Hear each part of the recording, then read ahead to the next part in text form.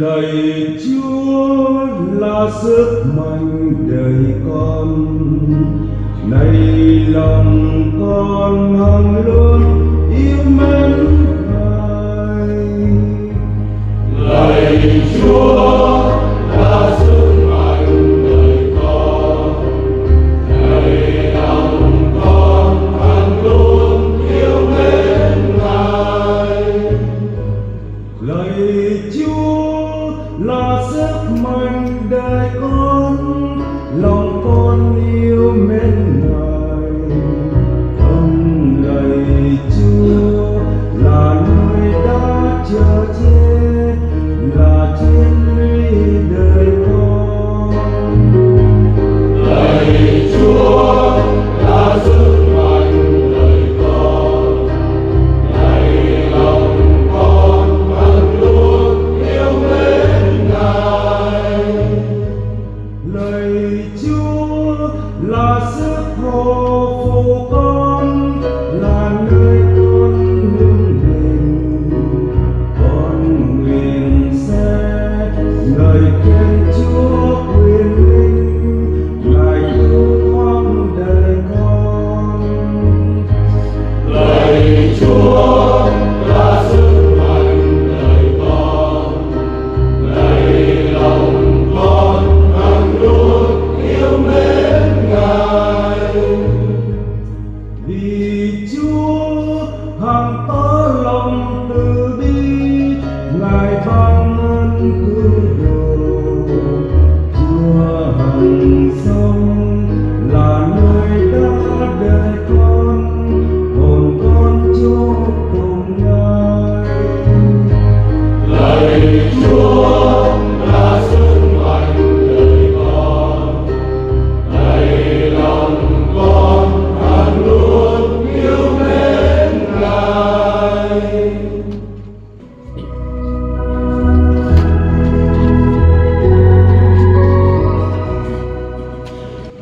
Alleluia, alleluia, alleluia, alleluia, alleluia. Alleluia, alleluia,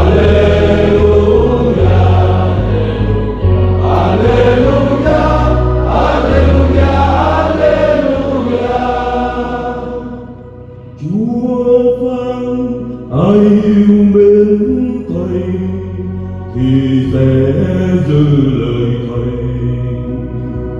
Cha Thầy sẽ yêu mến người ấy. Cha và Thầy sẽ đến và ở lại trong người ấy. Alleluia, alleluia, alleluia, alleluia, alleluia.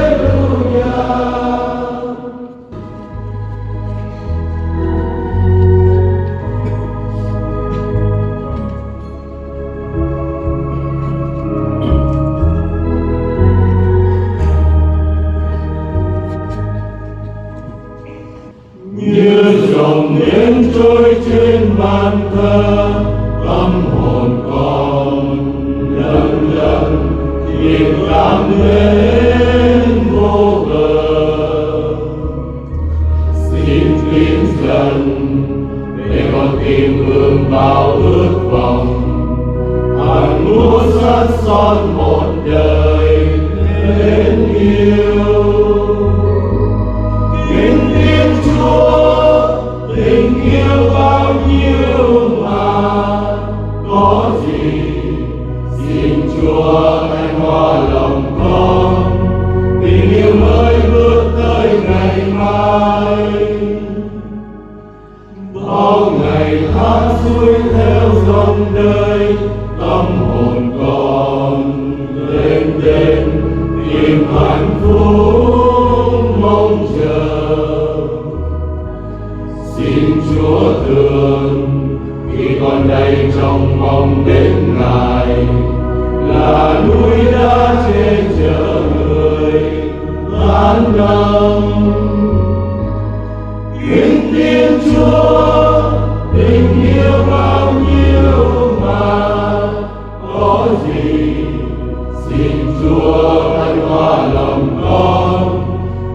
điều mới bước tới ngày mai.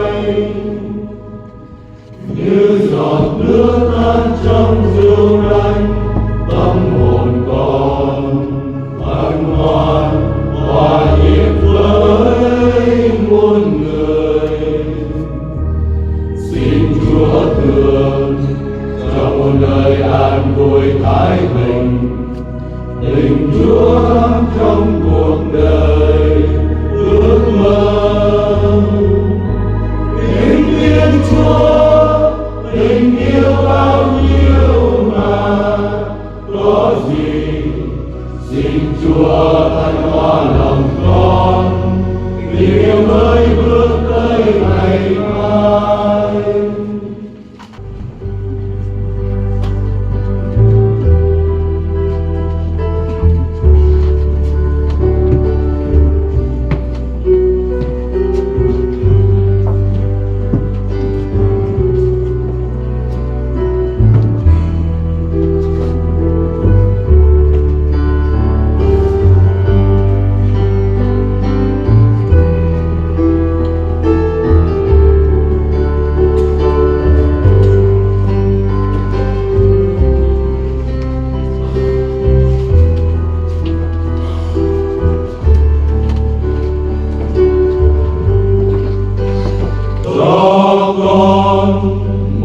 Điều rằng mới yêu thương nước Chúa muôn đời, cho con một lời dấu yêu. Con ơi, hãy yêu mến nhau theo gương, hãy yêu thương thương hy sinh mà hiến dâng mình. Hy sinh vì người dấu yêu, liều cả tấm thân, tình yêu chính tâm. Yêu thương là điều dần mới, anh em hãy mến yêu nhau. Yêu thương người ta sẽ biết anh em là môn đề thầy. Con ơi, hãy tình yêu mến, con nghĩ tận đáy tâm hồn, không ai là người dám quên. Luôn luôn tình yêu quý hơn. Con ơi, cả ba nhân đức, con luôn xin giữ đêm nay. Nhưng nay thật cao quý thay là nhân đức yêu, còn con hãy theo.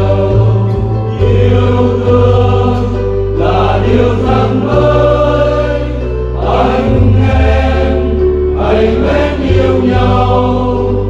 Yêu thương người ta sẽ biết anh em là môn đề thầy.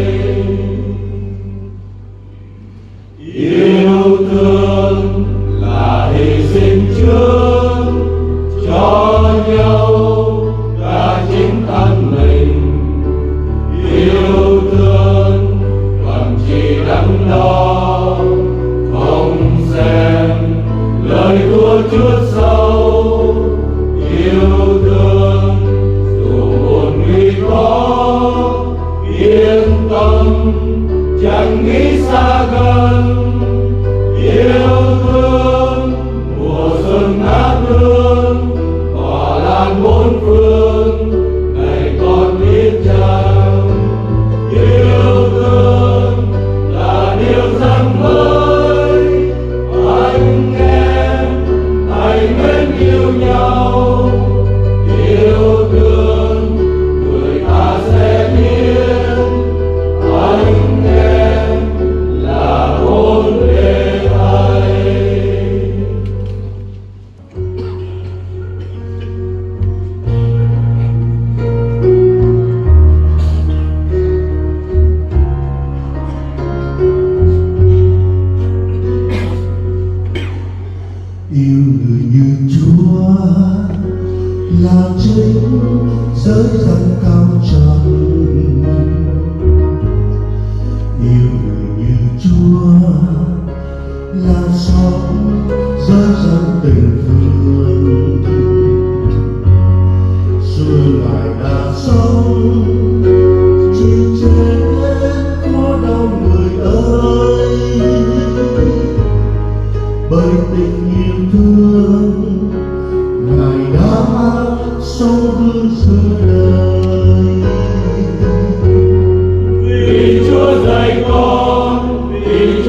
dạy con yêu người như chính mình con,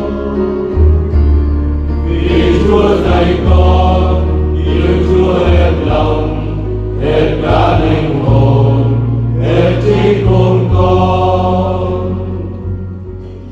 Yêu người như Chúa là biết sẽ chịu nỗi sầu. Yêu người như Chúa tìm đến với ai khổ đau. Yêu người như Chúa là biết sớm chia buồn vui, như Ngài khi xưa đã sống chung nhân giữa đời. Vì Chúa dạy con, vì Chúa dạy con yêu người như chính mình con, vì Chúa dạy con yêu Chúa hết lòng, hết cả linh hồn, hết trí khôn con. Yêu người như Chúa là biết thương tha nỗi lòng. Ai học tha thứ sẽ mãi sống trong bình an. Ân tình được không khi có trái tim vị tha, để cuộc đời ta tình mến sáng lên tràn hoa. Vì Chúa dạy con, vì Chúa dạy con yêu người yêu chính mình con, vì Chúa dạy con yêu Chúa hết lòng, hết cả linh hồn, hết trí khôn con.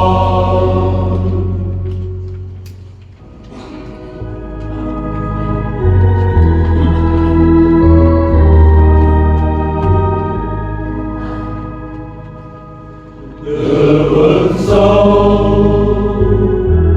bao cơn đau ngày đêm nung đau, con lo trốn ông từ đâu, ông về đâu? Mẹ ơi, xin thương con chờ mẹ trông tới, tâm tư này ôm ức mẹ rơi nhưng nghẹn ngào. Nhớ chiều xưa chiều hoang sơ, ân mơ vơ mẹ đứng lệ nhòa, trong con yêu trên vì tội con. Mẹ ơi thương cứu con. Từ vực sâu